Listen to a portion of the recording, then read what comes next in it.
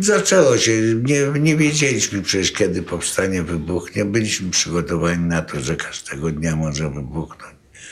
I 18 kwietnia dali znać, że jedna wielka aktorka, która miała kontakt z Niemcami, bo oni byli zakochani w jej głosie,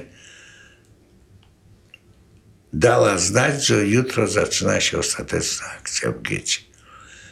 Nie wiem, czy to jest prawda, że to ona dała znać, ale rozumiem, ci ludzie, którzy to przekazywali, chcieli znaleźć jakiś autorytet, który to poprze, które jest bardzo prawdopodobne, bo mógł się o tym dowiedzieć jakiś marny policjant z komisariatu numer 8, czy 6, czy 10, ale jemu by nikt nie uwierzył. A to była osoba, do której się miało zaufanie. Wiedziało się, że ma takie jakieś kontakty z Niemcami, to znaczy to nie, że była szpiegiem czy czymś, tylko że oni ją wielbili, jej głos i tak dalej, i tak dalej. Więc to poszło o godzinie 7, 18 kwietnia, czy 6 wieczór.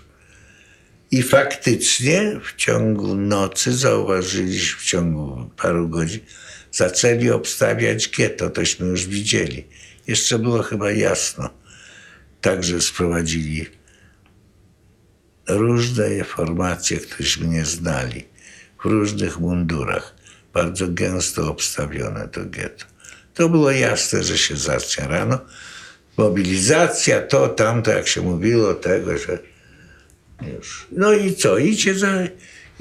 Nie pamiętam o której, o 5 rano, czy o którejś rano, oni weszli tak jak zwykle, jak to paradę, marsz, ze 2000 tych Niemców, oni już wiedzieli, że będą strzelać do nich.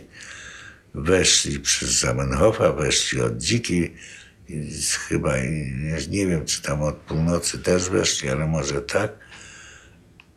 I gdzieś się wszyscy razem spotkali na rogu Milej i Zamenhofa. I myśmy wyliczyli przedtem, bośmy myśleli, co on może pomyśleć, jak tu trzeba to getto zniszczyć. Myśmy wymyślili, że to będzie ten punkt, gdzie będzie zgromadzonych najwięcej Niemców. Takśmy wyliczyli, wiesz, bo tu jest plac, to jest niewygodne, a tu jest wąska ulica, a tu jest za wąska. Jednym słowem, takśmy wyliczyli, że tu będzie. I w 4 rogach tego miejsca obsadziliśmy nasze grupy bojowe. W każdym rogu jedna.